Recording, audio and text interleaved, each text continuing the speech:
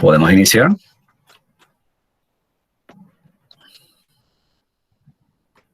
Sí, doctor, ya está. Bueno, genial.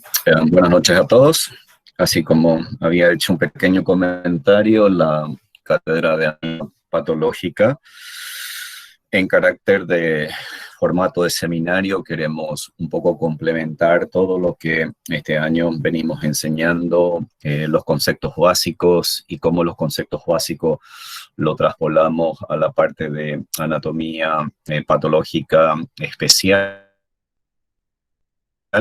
en donde ya los conocimientos específicos de las alteraciones anatómicas en los diferentes tejidos y órganos, lógicamente tiene una connotación clínica muy importante y que en el día a día es el médico veterinario tiene que tener esa capacidad de reconocer los signos y o síntomas clínicos y a partir de ahí pensar de una manera retrospectiva en el organismo animal con el objeto de determinar cuál es el sistema orgánico o cuál es el órgano afectado en particular y qué tipo de alteraciones podría presentar.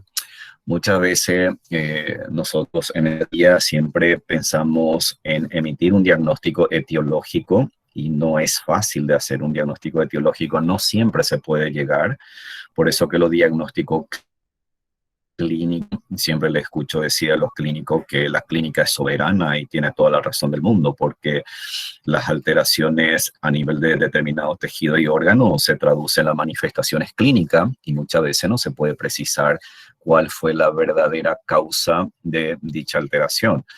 Y hoy, señores, vamos a centrarnos un poco en patología del aparato osteolocomotor.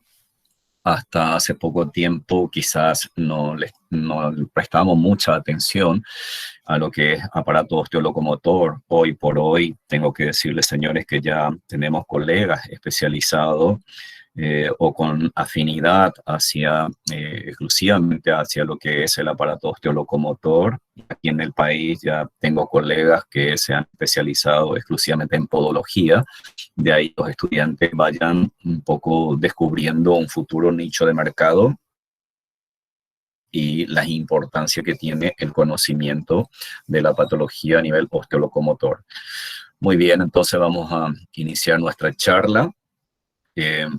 En primer lugar, quiero destacar la importancia que tiene la anatomía para hablar de patología del aparato locomotor y no solamente conocer la estructura ósea, sino ahí es muy importante manejar las articulaciones, manejar las cápsulas, los ligamentos, los tendones, dónde están las bolsas sinoviales, qué importancia tiene la bolsa sinovial y sobre todo ahí dependiendo después de la especie, las particularidades que tiene la composición, la organización de esa estructura atómica. El simple hecho de mirar un caballo, mirar un bovino y comparar su sistema osteolocomotor, lógicamente tienen los mismos huesos en cuanto a la posición, a la postura, que determina el tipo de andar de cada especie. Entonces, el médico veterinario debe de conocer esas particularidades, ¿no? No es lo mismo evaluar, por ejemplo, el aparato locomotor de los cerdos versus canino versus equino, oveja, cabra. Entonces, tenemos que tener ese conocimiento y también no olvidarnos del gato, que tiene una gran particularidad, sobre todo cuando hablamos del punto de vista estructural, por simple hecho de llamarle la atención porque los gatos son tan ágiles, porque los gatos de repente saltan de una altura y no le pasa absolutamente nada.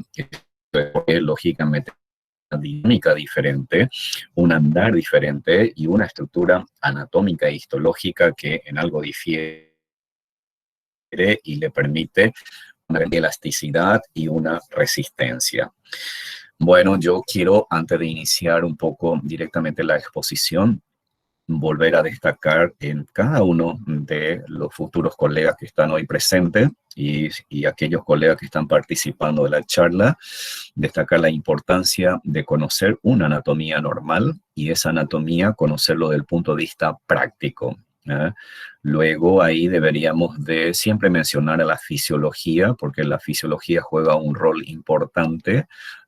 Fíjese la posición, la postura, el andar, cómo se acuesta, cómo se da vuelta, cómo rápidamente se levanta o por qué le cuesta levantarse, son detalles sumamente importantes y es lo que en el día a día tenemos que ir practicando, es decir, observar al animal con una visión criteriosa, haciendo la anatomía y una anatomía práctica con un enfoque fisiológico.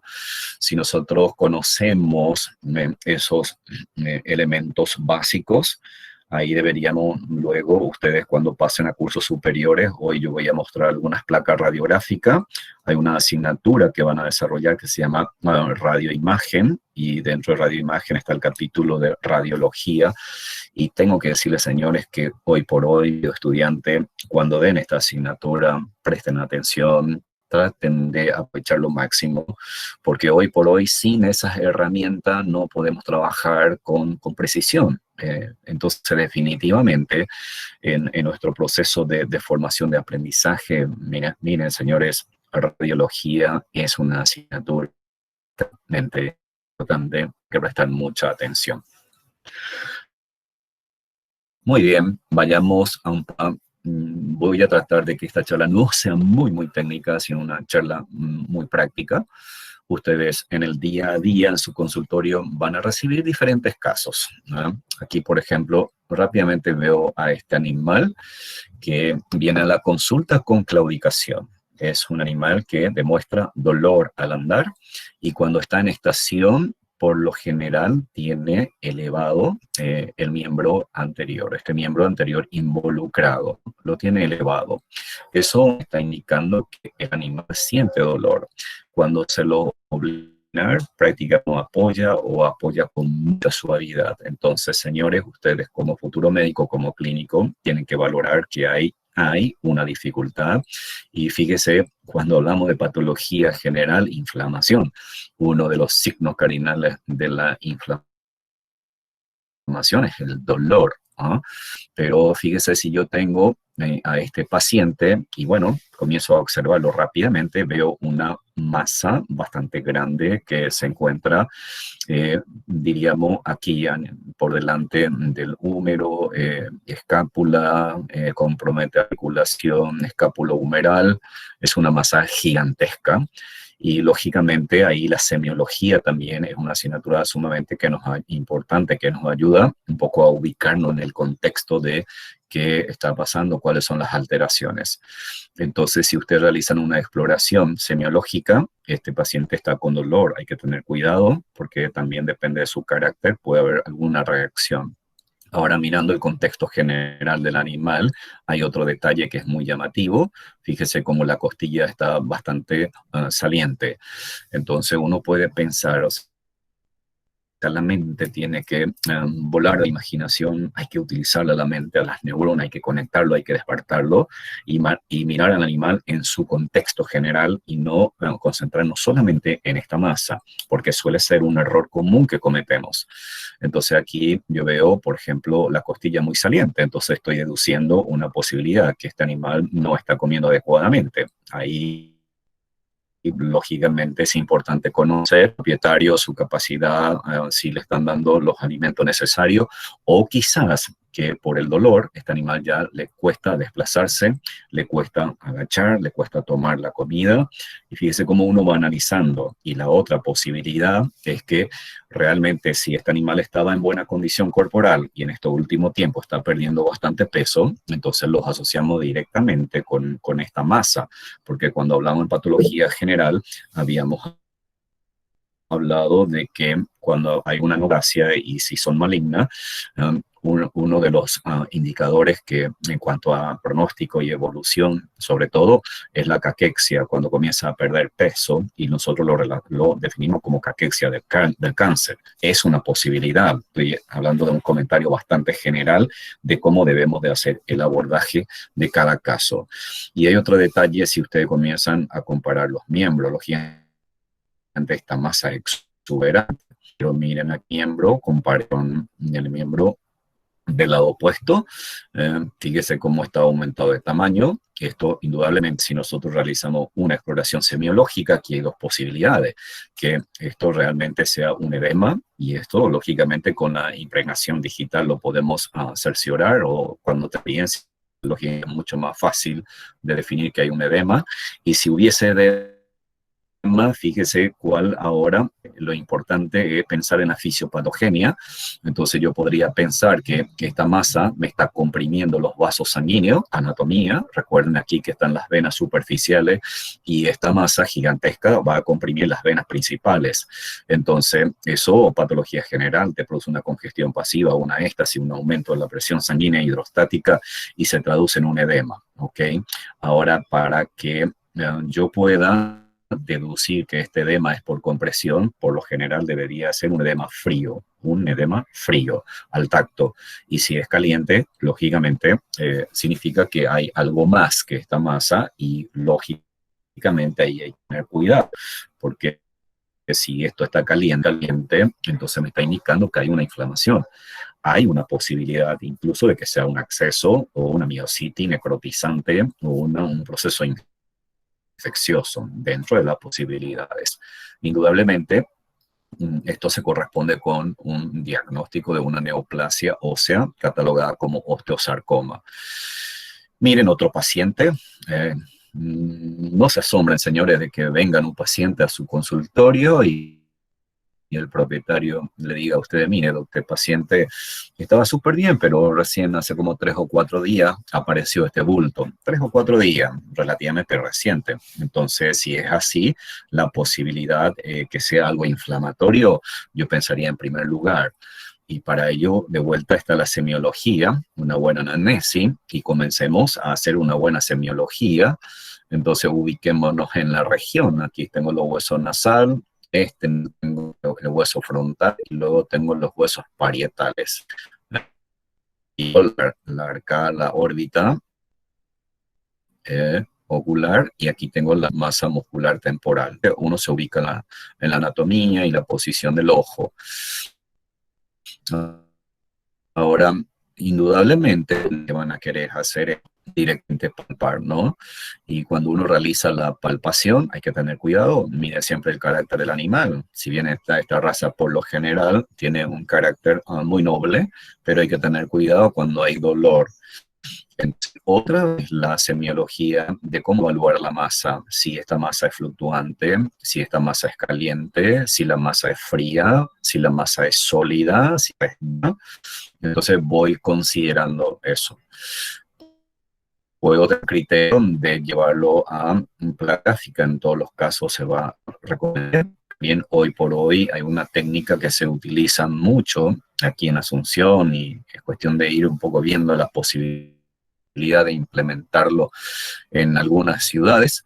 Entonces, fíjese, la citología es una herramienta muy interesante, muy sencilla de hacerlo. Quizá lo que cuesta es un poco adquirir los conocimientos, la experiencia. Pero fíjese, atrévense ustedes en su consultorio incluso de hacer una punción. Muchas veces si hacen una punción, entonces, sí, siempre y cuando que esta masa sea fluctuante, es la posibilidad de que sea algo inflamatorio. Y si yo pienso en un acceso o en un edema inflamatorio, con el aspirado voy a obtener una secreción, ¿no? Dependiendo del agente causal, el aspecto físico, lógicamente, va a variar. Ahora, sí, ¿qué pasaría si pongo masa sólida?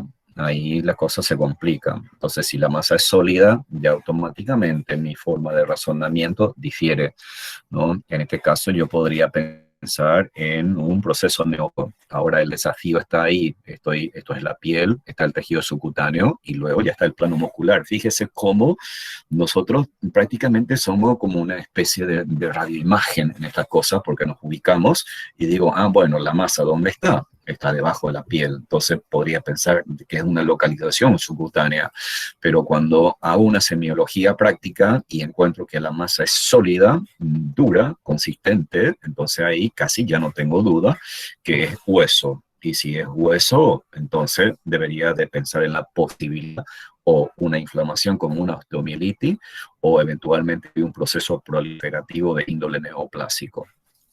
Miren este paciente musculoso. No es que este paciente se fue a hacer ejercicio, como queremos solernos vernos bien físicamente, o se puso a correr utilizando siempre una pata para fortalecer. No, es una tremenda masa. Es una tremenda masa, pero hay un detalle muy interesante en esta masa. Fíjense si yo lo comparo con esta masa.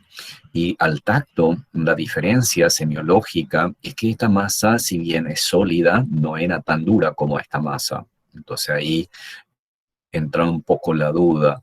Lógicamente, y otra vez como datos de que anamnésico, que ya tiene tiempo de evolución, es probable que sea un proceso de índole neoplásico.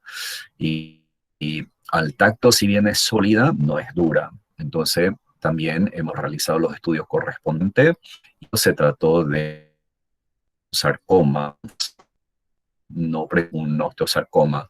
Esta masa es tejido blando. Lo traje aquí para que ustedes puedan ver cómo de repente dos masas similares son idénticas y diagnóstico diferente. Lastimosamente, en ambos casos, los procesos son bastante agresivos, ¿no? Y aquí tienen ustedes otro caso que en el día a día puede llegar a su consultorio con esta característica. Fíjese, aquí veo la mandíbula superior, veo aquí los dientes, ¿sí? Los dientes que tienen una buena disposición.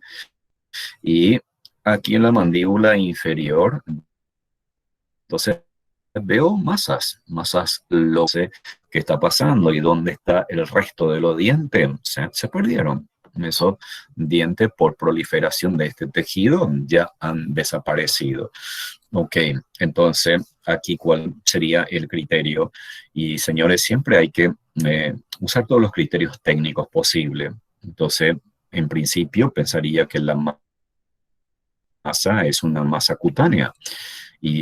Pero luego pienso, ¿y por qué es tan proliferante? Porque los dientes desaparecieron en su totalidad.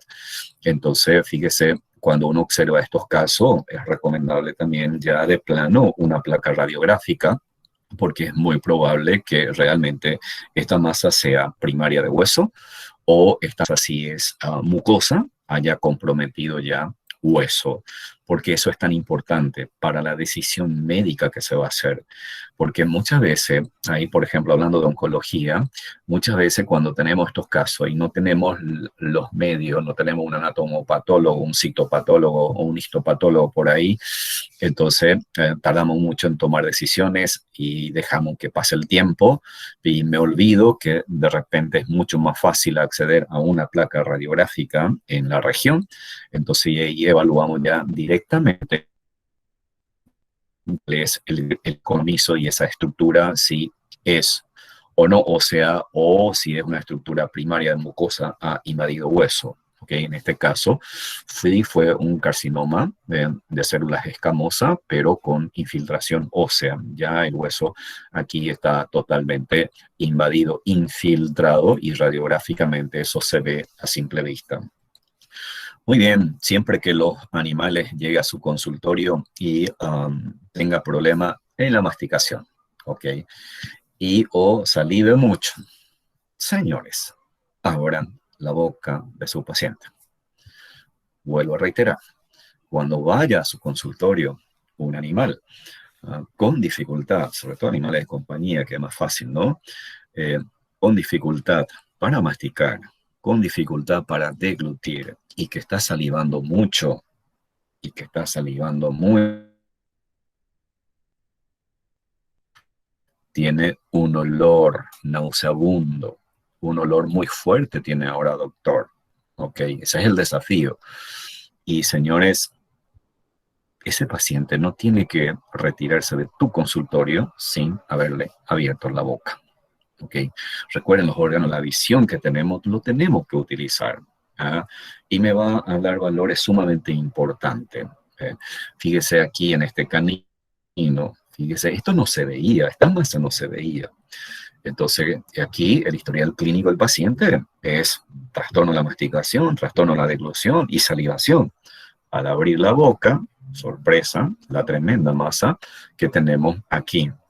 Y esta masa polilobulada, rosada pálida, pero observen con atención que esta masa se encuentra entre la mejilla y la superficie lateral de las encías a nivel de los molares, pero fíjese también que esa masa se proyecta hacia el palatino, hacia la mucosa del palatino, y aquí ya tengo la entrada de la boca. O sea, es muy cierto lo que me dice el propietario.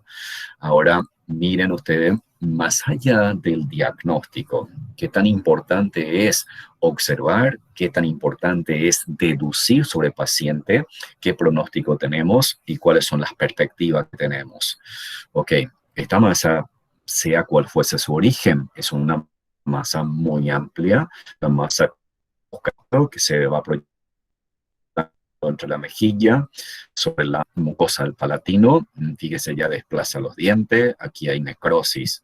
Ok, también en estos casos, bueno, entonces sí, como médico, ¿qué decimos? Que aquí hay una masa, categórico, hay una masa, pero ¿qué vamos a hacer? ¿Cuáles son las posturas que vamos a seguir? Entonces, lógicamente, lo que estoy viendo macroscópicamente no se ve bien. Me obliga a conversar muy bien con los propietarios, a darle todas las pautas posibles, porque aquí, lógicamente, clínicamente, pensamos en que la masa es de la mucosa, pero no puedo olvidarme que aquí los dientes ya están siendo desplazados. ¿Qué me está indicando eso? Que si esta neoplasia probablemente ya está infiltrando hueso, y si yo consigo palpar con el dedo, puedo incluso sentir que aquí hay destrucción de hueso. Muchas veces lo que nosotros podemos hacer, pero hay que tener cuidado, es que también puede aspirar directamente la masa, y cuando se aspira con aguja y no se encuentra resistencia ósea, categórico, fíjese, por más que yo no tenga radioimagen a mi lado, haciendo esa pequeña prueba, yo puedo deducir que directamente hay ya un compromiso. Esto fue melanoma maligno amelanótico no pigmento, ha invadido tejido óseo. Muy bien, y fíjese, este otro gatito que a mí me asombró muchísimo, porque este gato inicialmente tenía una lesión en placa, justo a nivel de las encías, tenía solamente una pequeña erosión. Y en aquel entonces el diagnóstico emitido fue un proceso inflamatorio, pero con una técnica rápida que es la citología. La citología, si bien es una herramienta útil, tiene cierto margen de error, y eso lo que hacemos nosotros, patología, lo sabemos. Entonces hay que tener mucho cuidado cuando uno emite un diagnóstico determinante. Ante la duda, uno siempre debe solicitar la biopsia. Si es por mí, directamente solicito biopsia en estos casos. Y fíjese, después de 3 meses, me vuelven a llamar sobre este paciente, y le habían hecho una serie de tratamientos, pero prácticamente aquí ya la parte anterior de la mandíbula inferior, todo lo que es incisivo, los dientes, ya no existen, desaparecieron. Y hace 3 meses, fíjese que estaban los dientes intactos, que me está indicando que este proceso es sumamente agresivo, y también aquí hay compromiso de hueso. Este paciente casi no hizo llorar a todo por la señora. Quería muchísimo mascota, y venía una puta, tenía una estructura muy redondeada, muy pequeña, un bultito, ni 1 centímetro, pero lastimosamente en su momento no se hizo biopsia, no se hizo ningún estudio, fue a la casa y a los 3 meses vuelve con este tamaño. Y señores, aquí cuando ustedes tienen esta estructura, recuerden, siempre, además de palpar, de observar, abran este paciente. Lo que ustedes están viendo es una masa parecida a esta estructura, pero de origen dentario, Cuando en segunda instancia vino este paciente a consultar y tenía una masa, lógicamente ahí le abrimos la boca, sedamos a este paciente porque era muy inquieto, y practicamos una biopsia. Y, sorpresa, la neoplasia era de origen odontogénica, y es una neoplasia muy agresiva. En 3 meses ha deformado prácticamente la mandíbula con compromiso de diente. Muy bien. Señores, hoy por hoy, mi estimado estudiante, aquí tenemos que comenzar un poco a mirar bien los pacientes. Y bueno, puse de esta manera la presentación, una artritis versus neoplasia óseo articular. Muchas veces los pacientes llegan a tu consultorio con relación título.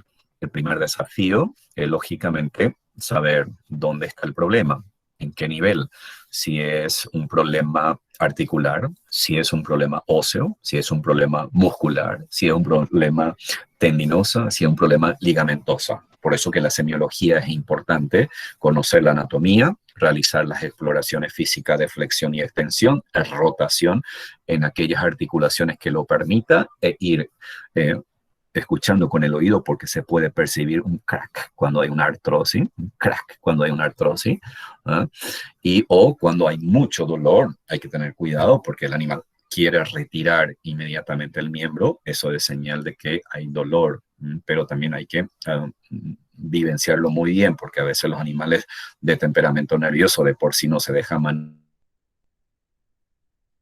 manipular, pero fíjese, yo tengo que considerar que hay probablemente dolor. La evolución es muy importante.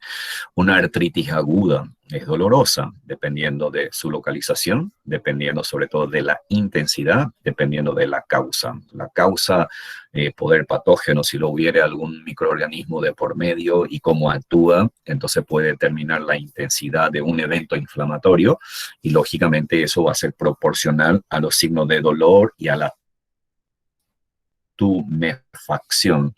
La tumefacción, recuerden ustedes, como signo cardinal de la inflamación, es el aumento de volumen, pero ese aumento de volumen es por la extravasación del plasma sanguíneo y lo conocemos como un edema inflamatorio, técnicamente lo designamos como un exudado. Entonces aquí, en este paciente particularmente, aquí si comparo con el otro animal, o una masa o un abultamiento sin que, y cuando realizamos la palpación de este paciente demostraba dolor. Este paciente, fíjese la posición en estación, porque nosotros para tomar la fotografía lo dejamos en esa posición. Y miren aquí cómo está prácticamente apoyándose. La mayor parte del peso coral se apoya sobre el miembro opuesto. Y esto como que livianamente apoya. Es porque aquí hay dolor, señores. Hay dolor que está ligeramente caliente o puede ser que esté frío. Entonces ahí la sospecha principal, en vez de una artritis, pensaríamos ya en un proceso neoplásico. Si aquí hubiese líquido mucho más doloroso, de posibilidad que sea una artritis, ya sea aguda, subaguda. Una artritis crónica generalmente es mucho más fría y tiende a ser un poco más anquilosante. Aquí tenemos entonces la placa radiográfica, en donde ustedes pueden apreciar la masa. Aquí como si miramos, yo no soy radiólogo, pero simplemente evaluamos las cosas grandes, ¿no? Aquí, fíjese la línea diaficiaria, cómo se ve, y en la parte inferior, cómo prácticamente se irrumpe y se ve una masa, un tejido proliferante que tiende a tener una densidad similar a la del hueso, que me está indicando eso, que aquí hay un proceso proliferativo que se está mineralizándose. Entonces yo podría pensar que indudablemente aquí hay proliferación de células óseas con mineralización. Mezclando tejido blanco. Aquí en otra imagen para que puedan apreciar, prácticamente hay determinadas áreas que ya se pierde la densidad ósea. ¿Y cuál es el riesgo que tienen estos pacientes? Una fractura y una fractura de índole patológica. Ok, miren, esto es otra imagen en donde la gente es mucho más nítida, pero aquí hay una lisilla exuberante. Dice prácticamente lo único que le sostiene prácticamente a este miembro sería el la tibia ya está totalmente destruida. Imagínense el dolor que tienen estos animales. Ahora bien, aquí tengo que mencionarle lo siguiente. Cuando se sospecha de osteosarcoma y sobre todo en huesos largos, si uno decide hacer una punción, hay que estar preparado cuando llegue el diagnóstico de una rápida amputación, porque hay varios estudios que demuestran en donde cuando se realizan punciones, si bien es una micro herida que se provoca artificialmente, eso genera una expansión violenta de los procesos. Por eso que técnicamente cuando uno sospecha de un osteosarcoma y se confirma el diagnóstico, lo más rápidamente hay que realizar la intervención quirúrgica. Hay otro detalle que es importante y ustedes como futuro médico tienen que saber, y eso lo discutimos siempre en las clases. Cuando y sobre un hueso largo, señores, al momento del diagnóstico, la posibilidad de que ya haya realizado una diseminación interna metastásica es muy elevada. Eso el propietario lo tiene que saber. Eso el propietario lo tiene que saber. Porque, ¿qué es lo que puede ocurrir? Técnicamente se recomienda la amputación, sí. ¿Para qué? Sufriendo de dolor. Imagínense lo que tienen. Entonces, cuando se amputa ese miembro con esa masa, el animal lógicamente lleva una buena calidad de vida. Ahora también recuerden que a partir de ahí, ¿cuánto tiempo de sobrevida tiene? Entonces es la gran discusión, porque por lo general no viven mucho tiempo los animales que desarrollan osteosarcoma en huesos largos. ¿Okay? Entonces siempre es importante informarnos y comunicar eso a los propietarios para la toma de decisiones. Bueno, aquí viene un paciente que es muy allegado a mi persona. Lo conocí desde cachorro, fui un poco su médico de cabecera y es de una colega para más. Fue un gran desafío este caso. Este canino, un pitbull que comenzó a claudicar, manejo de dolor, analgesia. Mejoraba el animal, parecía que recuperaba, llevaba una vida normal, terminaba el tratamiento de la analgesia, volvía de vuelta los signos de dolor y lógicamente ahí se le había practicado placa radiográfica al inicio de su cuadro y lo único resaltante entonces era un poco una reacción tóxica aquí. Veo el periósteo y aquí veo un engrosamiento y ese aquí se ve como una nube. Vuelvo a reiterar que no soy radiólogo, por lo tanto algunos términos, perdónenme, pero simplemente aquí veo un engrosamiento, fíjese, de menor densidad que el hueso, pero de mayor densidad que los tejidos circundantes. Entonces aquí hay una reacción perióstica. Vemos la articulación, no llama mucho la atención y el animal tiene dolor. Entonces hablamos de una artritis, inicialmente una artritis aguda y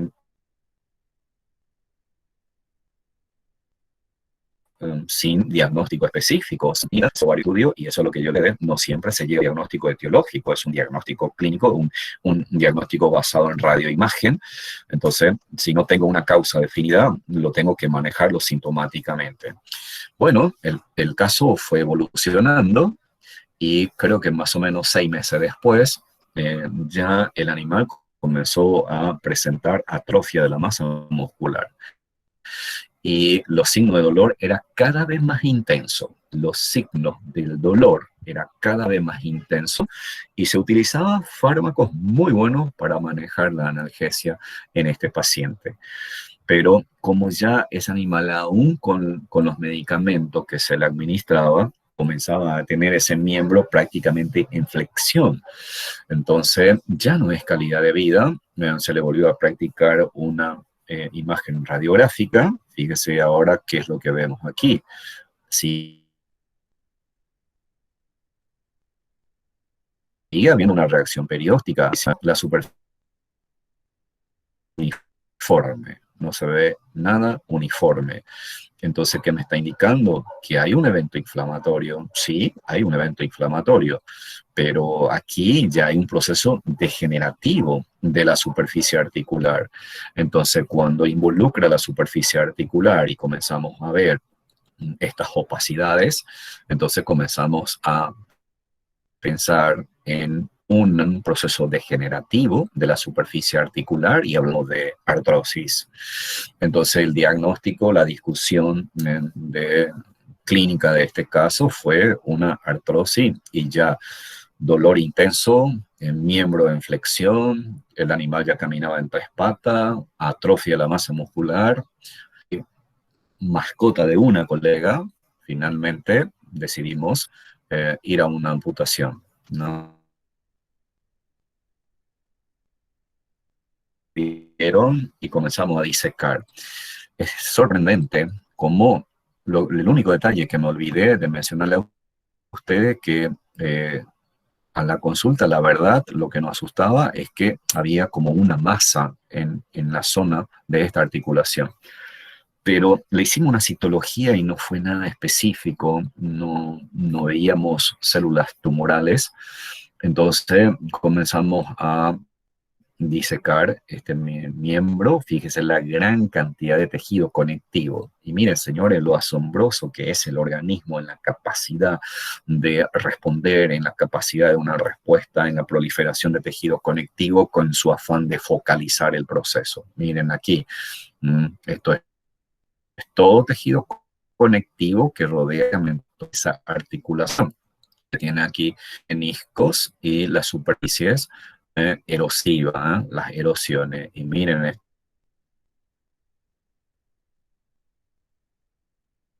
imagen, ¿no?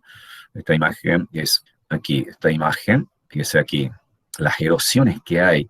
Y quiero destacar lo siguiente: cuando hay una artrosis y hay una erosión de esta índole, entonces se pierde el cartílago. Entonces ahora este hallazgo yo debería de pensar en la clínica, ¿ok? ¿Por qué ese animal tenía tanto dolor? Porque aquí prácticamente ya hay erosión, hay necrosis de la superficie articular y lógicamente eso genera mucho dolor, dolor mecánico cuando rozan las estructuras osteoarticulares. Muy bien, entonces este es un caso sumamente importante e impactante y también a la especie porcina. Cuidado con los cerdos. Los cerdos, sobre todo los berracos y también las marranas de gran talla, cuando viven mucho tiempo sobre cemento, ¿sí? Y por el peso, y como siempre está sobre una estructura rígida, con el tiempo, señores, en esta especie es muy frecuente los dolores por artritis y por artrosis, ¿ok? Cuando los cerdos rengan, entonces, señores, tengan en cuenta la raza, sobre todo la talla y la construcción, el tiempo y que si realmente vive todo el tiempo sobre esa superficie, probablemente ese dolor es más bien producto de una degeneración mecánica y que termine en una artrosis. Bueno, aquí ustedes tienen una placa radiográfica para que puedan comparar una placa relativamente normal versus aquí una placa en donde de vuelta veo articulación. Y fíjese justo a nivel de la articulación, ustedes ven de vuelta una reacción perióstica, pero que solamente las superficies articulares. Fíjese como que el cuello a este nivel o la extremidad inferior comienza a como ser mucho más delgado, comienza a haber una lisi. Sin embargo, esto se considera una artritis y una artritis más bien de tipo crónica por las características de la lesión.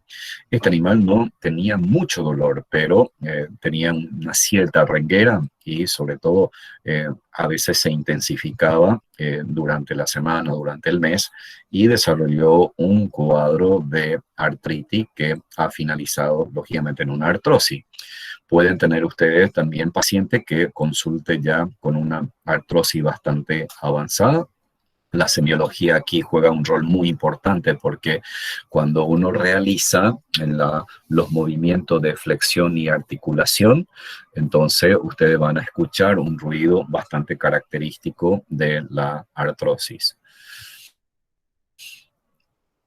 Muy bien, aquí vemos este caso es sumamente interesante. Miren aquí, este primer caso es en un hombro, está focalizado un abultamiento, un aumento de y cuando se le hacía la exploración semiológica demostraba mucho dolor clínicamente. Probablemente se trata de una artritis aguda. Mire cómo la mente tiene que ser rápida. Este es un animal de talla pequeña, talla mediana a pequeña. Los osteosarcomas, señores, fíjese las cosas prácticas que hay que adquirir en la vida. Los osteosarcomas es mucho más común en raza de talla grande. Entonces, cuando ustedes tienen estos casos y están frente a un animal, ya sea joven o frente a una raza de talla media, piensen en otra opción, la posibilidad de una inflamación articular. Entonces pusimos esta imagen aquí para comparar con este caso. Este caso fue fantástico. Este animal tenía estas formaciones prácticamente casi en todas las articulaciones. Y este animal como caminaba como pinza, como esos caballos con cólico, tenía muchas dificultades. Y cuando la dueña te trae así sobre una manta, que esa señora es muy cuidadosa con su mascota. Usted tiene que tener todos los tactos posibles para poder explorar e informarle apropiadamente a dicha propietaria. Y miren aquí los abultamientos, los que realizamos la exploración semiológica y esto sí, el ruido, crack óseo, se escuchaba con una facilidad tremenda y no demostraba mucho dolor al momento de realizar ese procedimiento. Eso significa que hay una evolución ya relativamente crónica, entonces como que el órgano ya comienza a adaptarse a ese evento y habrá una fibrosis bastante marcada, por lo tanto ya a veces el dolor cede un poco. Aquí tengo otro caso. Fíjese aquí el abultamiento que tiene de vuelta casi prácticamente a nivel de la misma articulación. Ok, este animal tenía cuadro dermatológico, a legua, lógicamente, mostraban manifestaciones clínicas de leishmania. Manifestaciones clínicas de leishmania. Y todas las articulaciones hinchadas, todas las articulaciones definidas como una artritis, no todavía como una artrosis. Pero una artritis subclínica acrónica, porque él no demostraba mucho dolor al momento del tacto. Entonces, no estaba muy caliente como una artritis aguda. Entonces pensamos en una artritis subaguda crónica. Ahora bien, hay un detalle interesante aquí. Nosotros decidimos a realizar una punción de la articulación. Y miren lo que encontramos. Esta imagen, señores, yo tengo en la retina como una de las mejores imágenes que tengo de mi experiencia con la leishmania. Señores, le presento un aspirado articular al contenido de amastigote de leishmania. Amastigote de leishmania. Todos estos puntitos que ustedes ven y dentro de los macrófagos son amastigotes de leishmania. Si pensamos en la inflamación, tengo macrófagos, tengo linfocitos, tengo plasmocitos. Entonces, esto es un cuadro de una inflamación crónica citológicamente e incluso de carácter granulomatoso. Y ese como uno cruza todos los hallazgos ya clínico, exploración semiológica y los hallazgos laboratoriales. También tengo que destacar que solemos realizar punciones articulares en caninos con artritis aguda, como estos casos, y hemos encontrado también mórulas de Ehrlichia. Entonces la ehrlichiosis hoy por hoy es una patología sumamente importante y que te puede llegar a comprometer también las articulaciones. Muy bien, no todo lo que vemos aumentado de tamaño necesariamente tenga que ser neoplasia. Entonces, los huesos también se pueden inflamar, señores. Y la inflamación ósea es una osteomielitis. Ahora no es tan habitual o no es tan frecuente hablar de osteomielitis. Y si ocurre una osteomielitis desde el punto de vista de la patogenia, la mayoría van a ser de índole infecciosa y entonces hay que pensar cómo los microorganismos pueden acceder al hueso.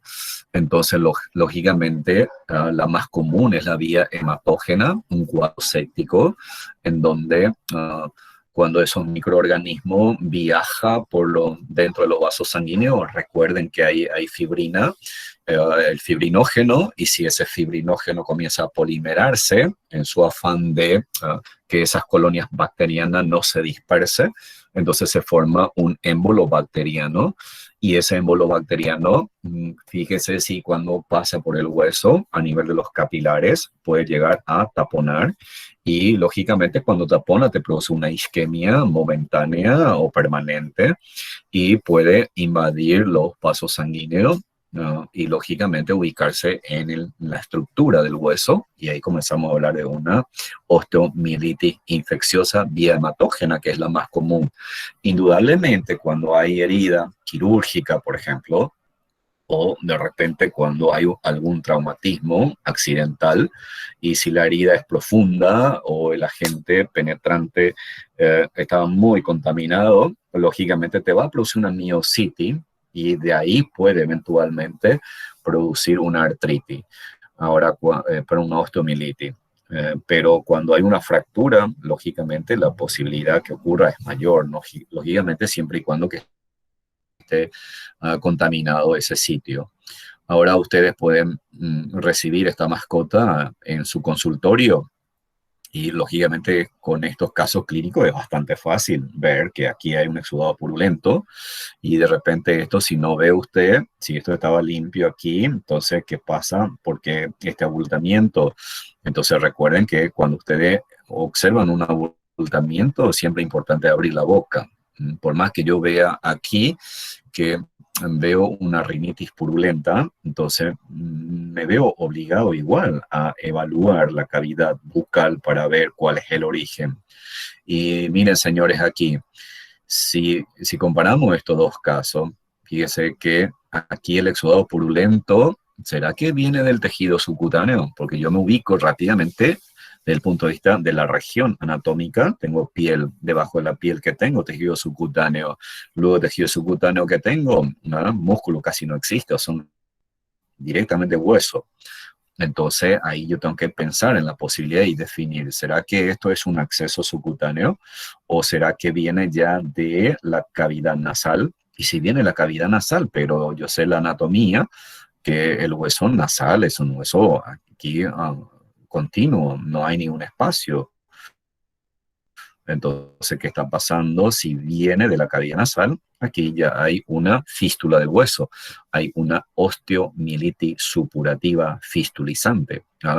Entonces, esto sí es una sinusitis purulenta, pero que tanta la cantidad de pus que hay ahí. Y ahora comiencen a imaginarse, si yo tengo este exudado purulento a este nivel, ¿qué se imaginarían ustedes cómo estará en la cavidad nasal, cómo estará la mucosa, cómo estarán los cornetes? ¿Sí? Destruido, necrosado, con proceso oxidativo. ¿Sí? Ahora, estos pacientes hay que ver bien las causas. Una de las causas más comunes, señores, es TBT. Este animal tenía TBT, pero lo que más llama la atención es el exudado purulento. TBT es el tumor venéreo transmisible.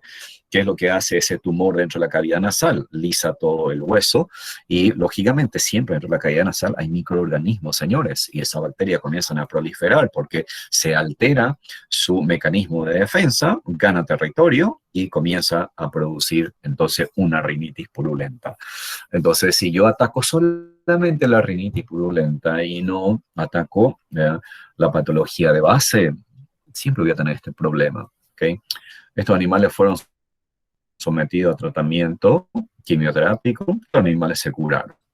Miren aquí otro caso, lógicamente hubo una fractura expuesta. Esta fractura expuesta se tardó mucho, probablemente en realizar, digamos, los trabajos pertinentes, una necrosis de la masa muscular, y esto va a generar una osteomielitis necrosante con una miositis concomitante.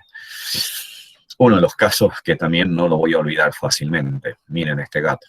Este gato, fíjese, aquí está el ojo, fíjese el abombamiento de la cavidad nasal, abombamiento de la cavidad nasal, el color, si bien el gato de por sí es medio negro, pero aquí esto es negro, negro carbón.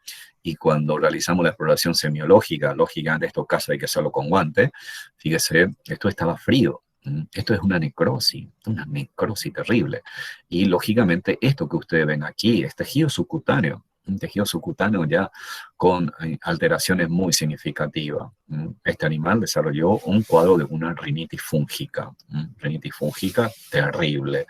Y por lo general en los gatos, lógicamente aquí hay destrucción de hueso, una práctica ustedes van a dimensionar la lisis ósea, pero en felino por lo general es secundarias virales.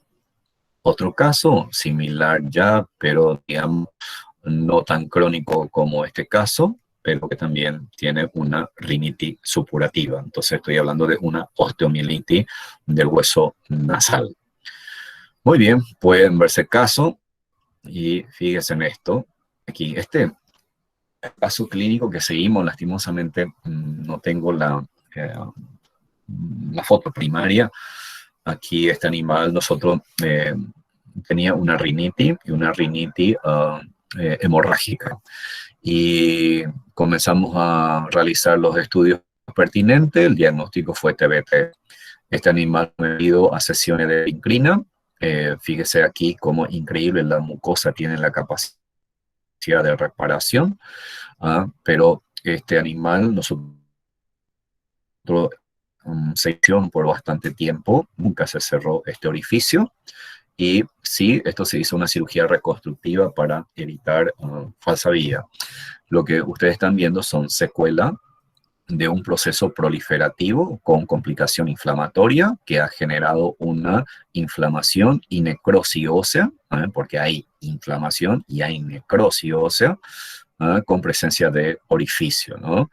Y bueno, hay propietarios que indudablemente mantienen así su mascota por el cariño que le tiene, pero darle la oportunidad a estos animales a mejorar su calidad de vida te genera una satisfacción como médico, porque este animal cuando llegó a la consulta por primera vez estaba en una condición bastante deplorable. Este es uno de los casos que a mí me ha asombrado bastante. Un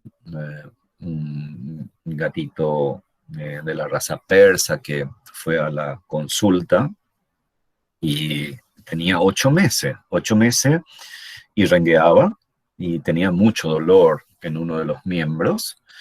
Y comenzamos a realizar la exploración semiológica. Aquí prácticamente los radiólogos nos dirían que aquí esto era una acción importante, signo de en este paciente de 8 meses, ¿ok?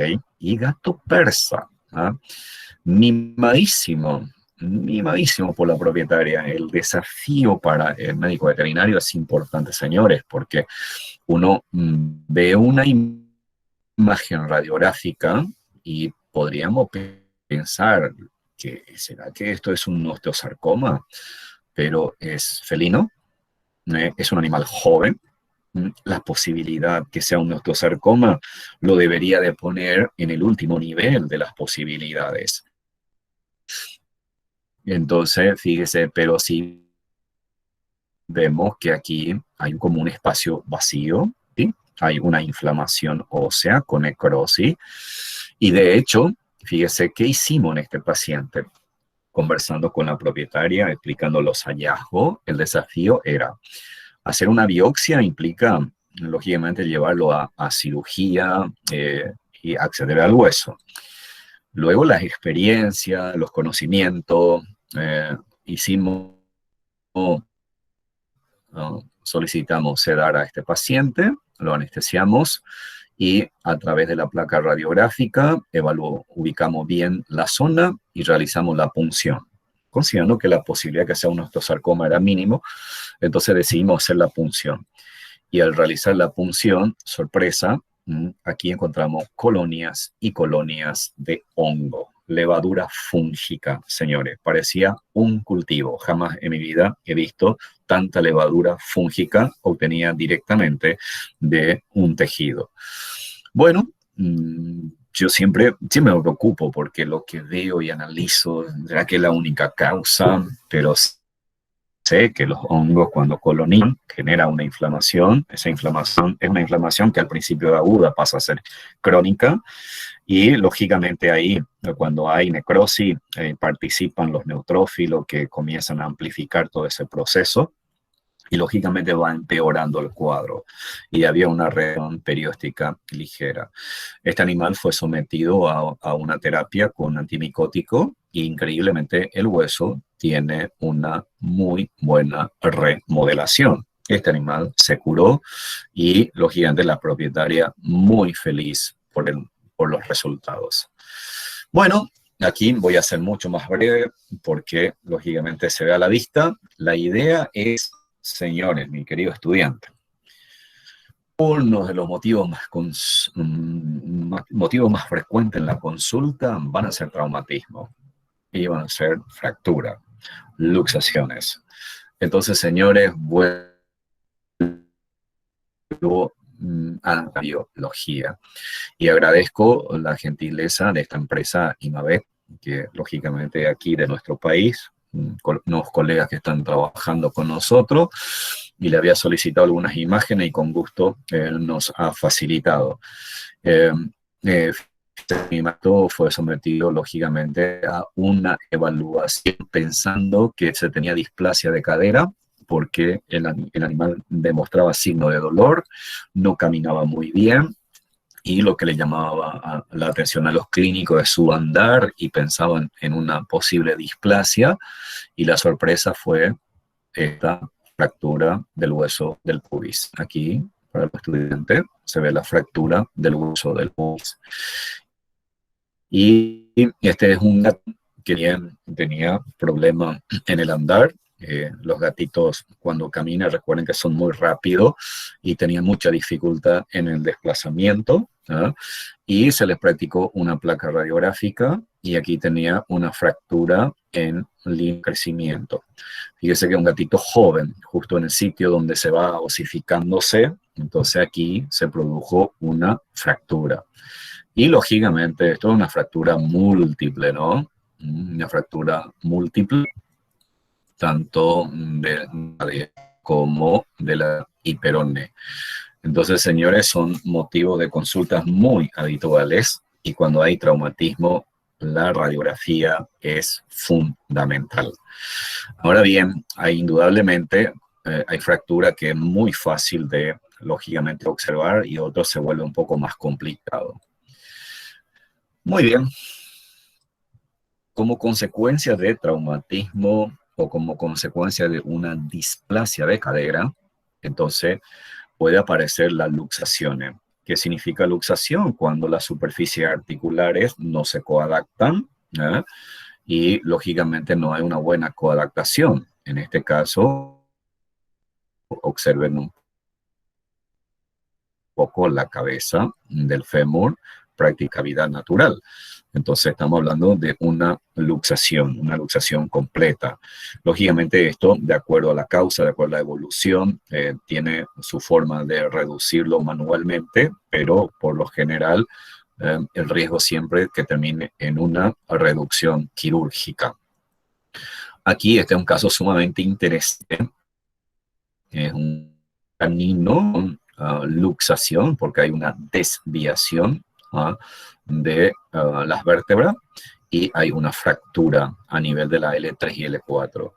Wow, señores, aquí es tremendamente importante porque cuando tenemos fractura en los miembros o cuando tenemos luxación, lógicamente el animal demuestra signo de dolor, demuestra un andar con dificultad, y cuando ocurre algún traumatismo, que son las causas más comunes, entonces este animal puede tener secuelas importantes desde el foco de la fractura hacia la superior.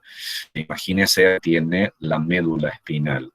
Esta médula espinal, como hay una luxación, de hecho puede haber una compresión medular, pero también eso puede generar hemorragia, y los coágulos dentro del canal medular también te puede comprimir. Eso es una posibilidad. Y la otra es que haya una rotura de la médula espinal. En esos casos, sí, uno debe hacer una muy buena evaluación clínica del paciente, ver si hay sensibilidad. Y ahí me recuerdo de histología del arco reflejo. Hay una fibra nerviosa aferente que es sensitiva y hay otra fibra nerviosa eferente que es motora. Si usted realiza, por ejemplo, la estimulación mecánica de esta variabilidad que está tratando de estimular son las terminales que debería de llevar la información a la médula espinal, y la médula espinal debería de proceder y con la respuesta muscular que se produzca el movimiento.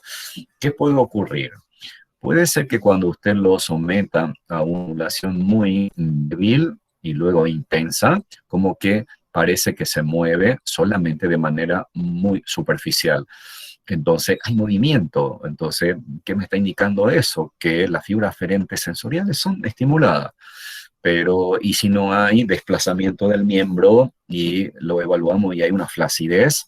Y es muy probable que el compromiso sea motora, ¿ok? Muy bien, esa es la particularidad que hay que tenerlo en cuenta. Y este paciente tiene aquí una ventrodorsal y esta tiene una vista lateral. Y mira aquí, como es colega, mire doctor, la importancia que tiene de hacer dos proyecciones, porque aquí prácticamente, si no tenemos mucha experiencia, no vamos a definir si hay fractura o no, pero aquí esta vista me facilita enormemente la tarea. De ahí la importancia, señores, de seguir los consejos de los radiólogos en cuanto a la importancia de la vista. Otra luxación, luxofractura, y en este caso va a más que hay una luxación y fractura, entonces hay una eventración. La calidad de la imagen nos permite definirlo. Fíjese hasta como que se ve aquí el sitio donde hay una solución de continuidad, una posible hemorragia, hematoma y con desplazamiento de las asas intestinales. Bueno, por último, creo que en cuanto a radioimagen, aquí tenemos la famosa displasia de cadera. Señores, que la displasia de cadera es una patología que tiene extrema importancia, sobre todo en los caninos y en determinada raza en particular, sobre todo las razas de talla grande, pero también se puede presentar en raza de tallas pequeñas, sobre todo hoy abunda los bulldog francés, los bulldog inglés. Señores, también tiene posibilidad de desarrollar cuadro de displasia. Y miren, un canino de tan solo un año, en vez de importancia de vuelta a la anatomía, cuando los profesores nos enseñan la buena coadaptación que debería existir y la forma que debería tener la cabeza del fémur con la cavidad acetabular. Entonces hay la subpiel un poco aplanada del hueso femoral y sobre todo aquí de la cavidad no es profunda. Entonces esto genera una luxación. Y esto en un canino de 8 años, esto puede terminar en una luxación. La displasia puede terminar en una luxación. Y un canino de 8 años también con displasia de cadera. Fíjese aquí como prácticamente la superficie, la concavidad y la que tiene la cabeza no es nada normal.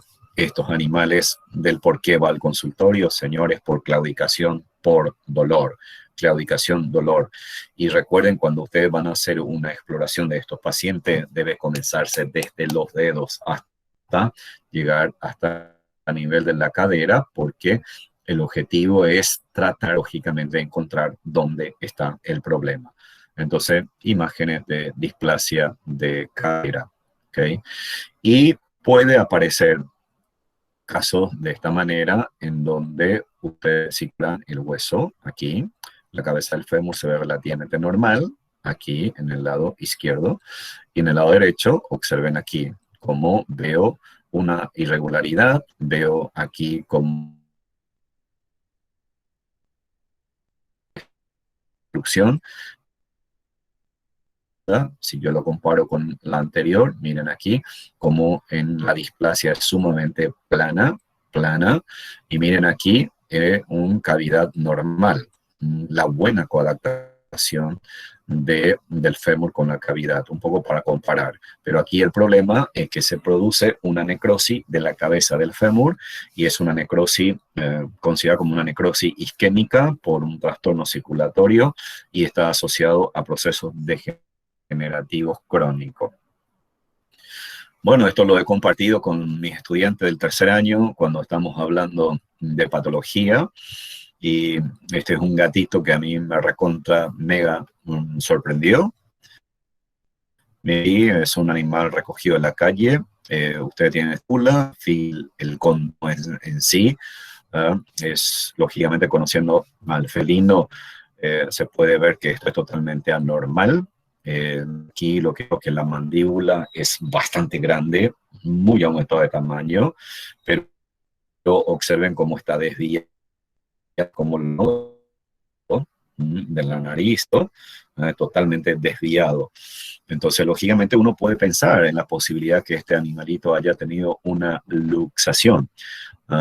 Sin embargo, cuando realizamos las exploraciones, no se condice con luxación y hay una densidad ósea muy marcada y este caso fue catalogado como osteodistrofia.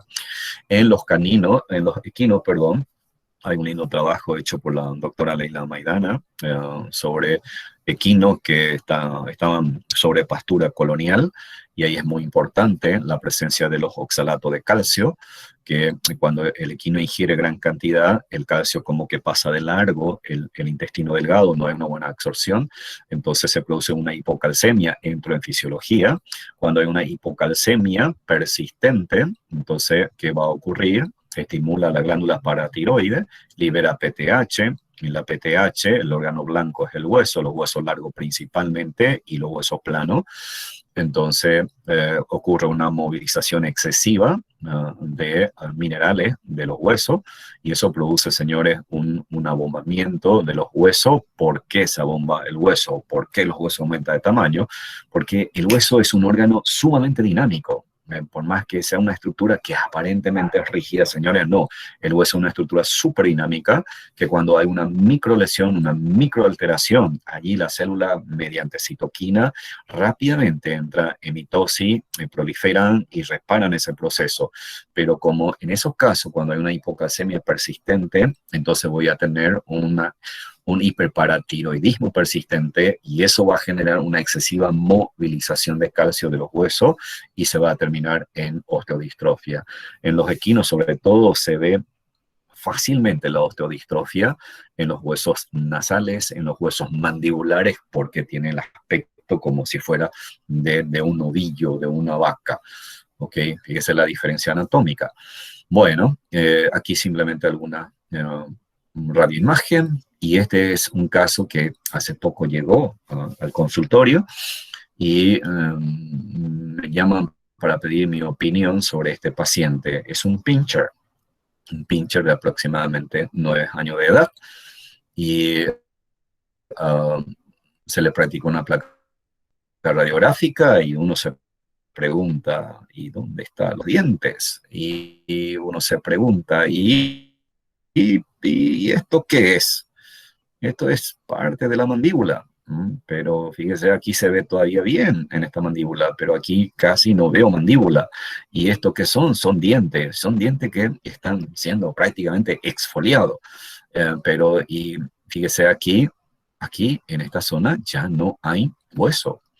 Entonces, señores, mi conclusión sobre este caso fue una osteodistrofia por isquemia.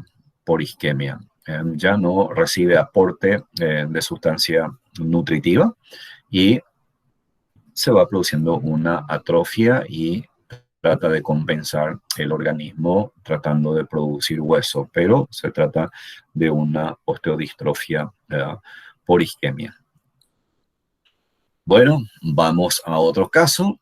Ustedes tienen aquí, miren este paciente que vienen a la consulta con signo de dolor, de claudicación, y nos ponemos detrás del paciente y fíjese, está bombado. El color eritematoso, caliente al tacto, interesante, claudicación, mucho dolor, evolución aguda, al tacto, esto está caliente, está enrojecido. Señores, esto es una miositis aguda, hay que buscar la causa.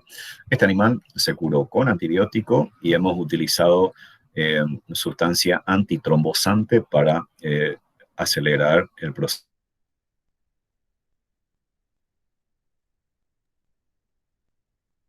del triste, por cierto.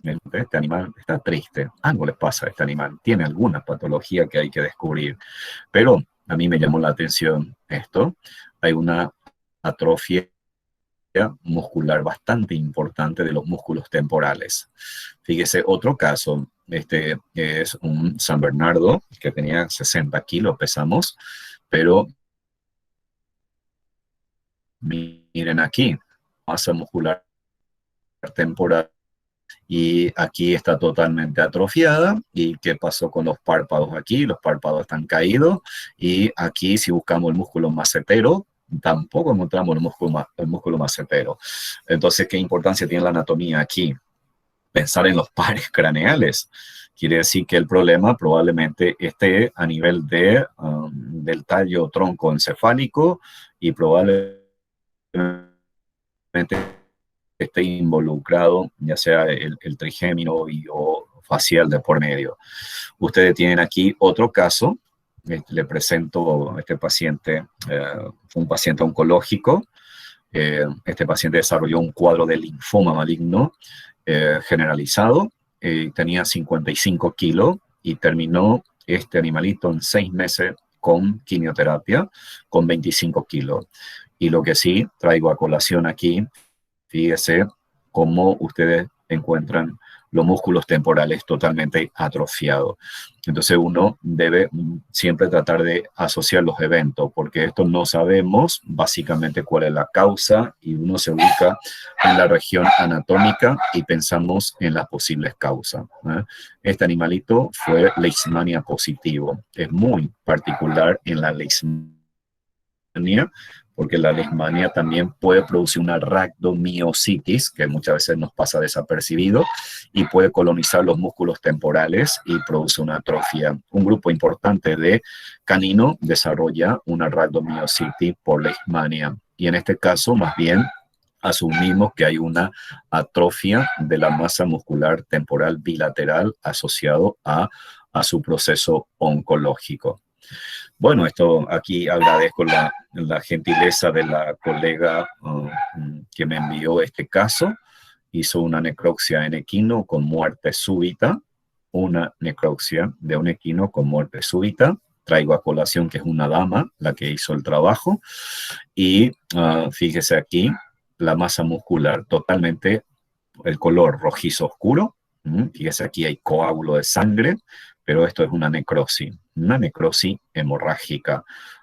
Esto fue por mordedura, lógicamente, de víboras, lógicamente con toxinas hemolizante, necrosante. Puede darse caso en que ustedes puedan tener una miositis justo a nivel de la cruz, cuando se produce una inflamación a este nivel, sobre todo la bolsa sinovial es destruida, dependiendo de la agente causal. Y ahí hay un detalle importante. Siempre que haya una licuefacción, que es la destrucción del tejido, la masa sólida se convierte en un material líquido purulento, va a buscar por gravedad desplazarse, y eso complica el proceso de la curación. Miren, señores, una foto cercana para que ustedes puedan ver. Aquí hay tejido de granulación, trata el organismo de reparar, pero fíjese, aquí hay como una caverna ya, área totalmente necrosada, perdida. Entonces, para llegar a curar a este paciente va a ser bastante complicado. Bueno, traigo a colación una experiencia que tuve, un caso que fue un problema muy importante, porque aquí se aplicó unos medicamentos a la especie equina justo a nivel de la tabla del cuello, y comenzaron los equinos a tener signo de dolor a nivel cervical.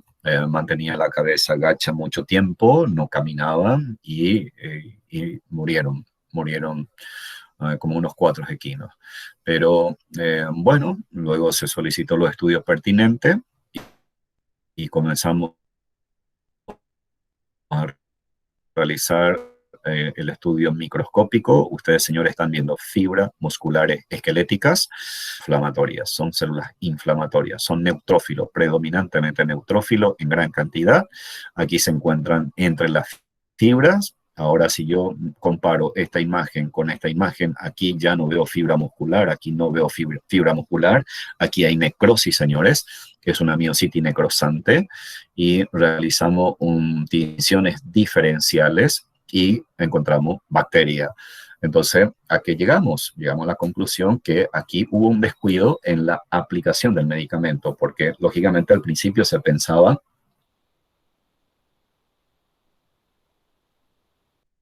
que el medicamento era para miositis necrosante aséptica. En este caso, encontramos con tinciones diferenciales bacterias en gran cantidad, por lo tanto, se asume o no hubo una buena desinfección o se ha utilizado jeringa contaminada.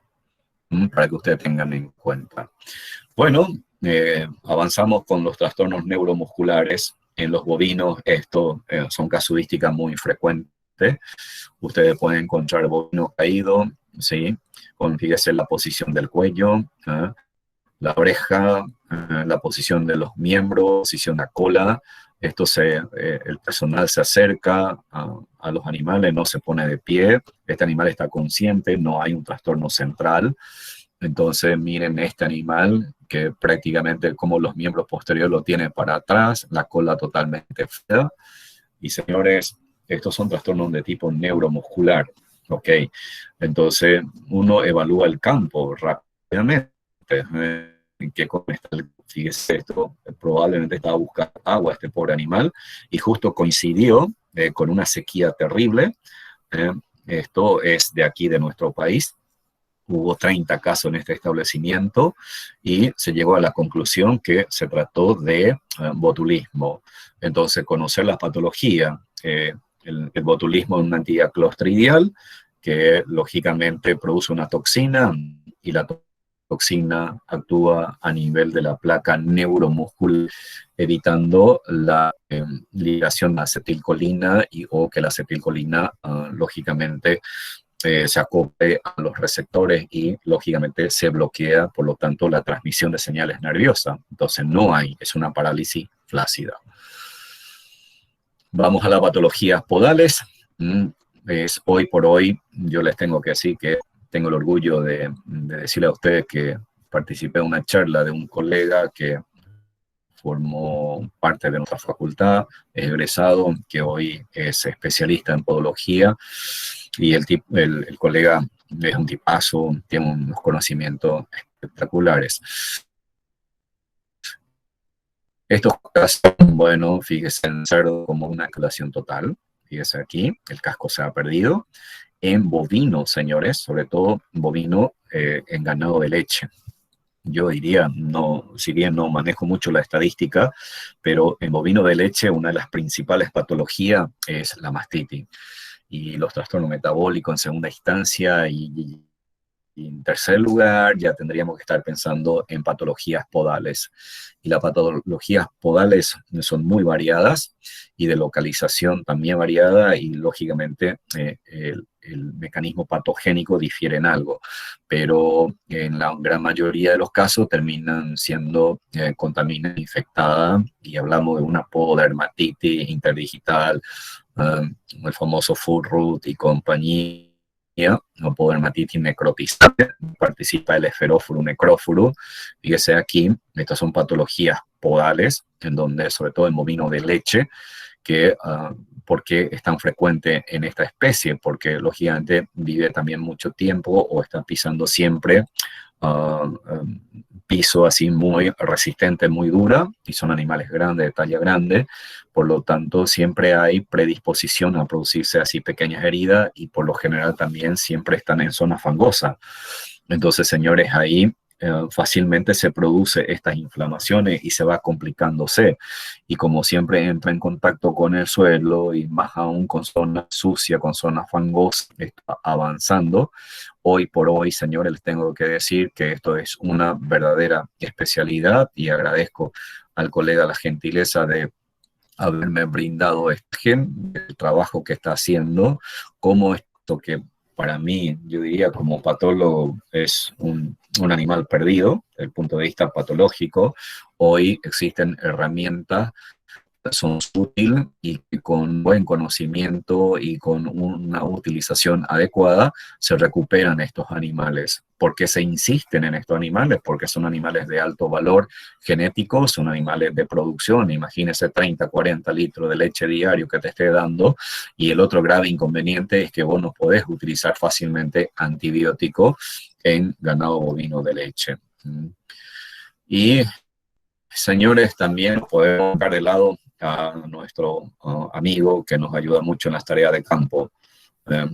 Ustedes ven esta lesión. Si yo pienso en un canino o en un gato, pensaría en un proceso neoptide plano, pero es un equino. Entonces aquí me recuerdo de una asignatura que a todos nos ha gustado mucho, que es parasitología. A veces nos cuesta los parásitos y hablamos de una enfermedad parasitaria. Esto se conoce como auronemosis cutánea, en donde las larvas, cuando comienza a invadir la piel, el tejido subcutáneo, y el equino es un animal cuyo organismo así, perdón la dama, pero hay damas que son sumamente así muy sensibles, y los equinos son animales, si yo lo comparo con los bovinos, son animales mega sensibles, tienen una gran respuesta, y una pequeña herida termina en esto, y esto se genera una cicatriz de tipo queloide. Entonces, una cicatriz queloide, más allá de la patología,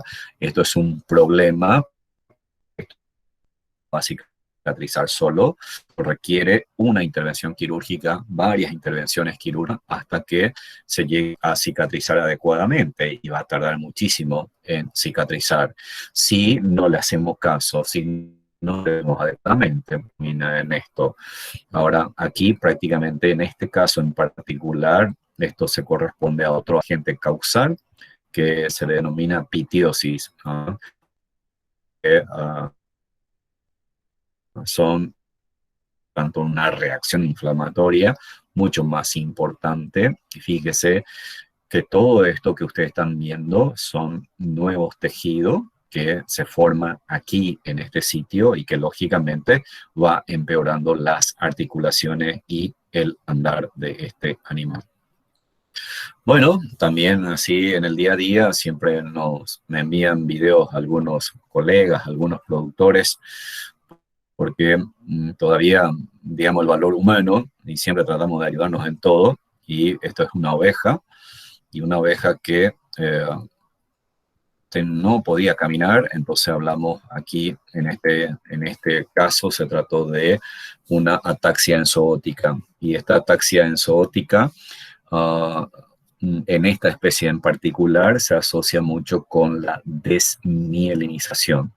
La desmielinización, la pérdida de la vaina de mielina, y genera una ataxia, y dependiendo si hay varios animales en la zona, el suelo pobre y no hay una buena suplementación, se produce una ataxia enzootica. Y nuestro amigo, el canino, entonces este es un pastor alemán que fue a la consulta con temblores generalizados, con contracciones de tipo mioclónico, y es un canino de tan solo 8 meses, con toda la vacuna recomendada y aplicada, y ha desarrollado un cuadro de mioclonía por distemper canino, es moquillo canino.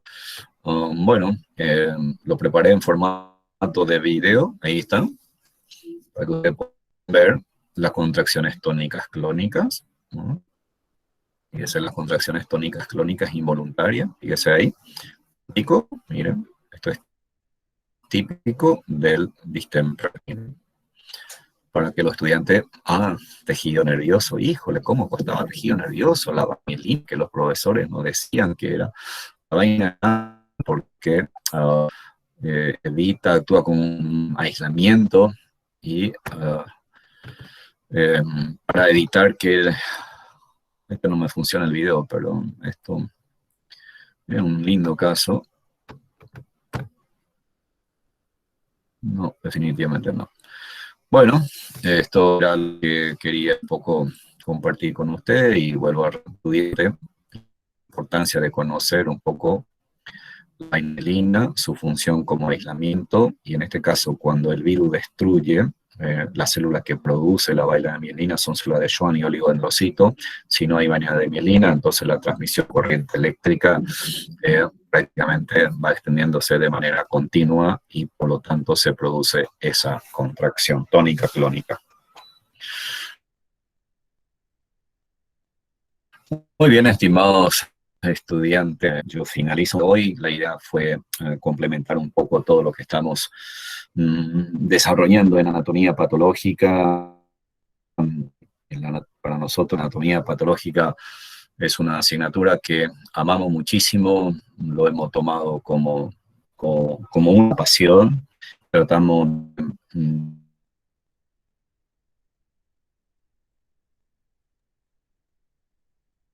lo mejor de nosotros y el compartir de nosotros. Y de vuelta.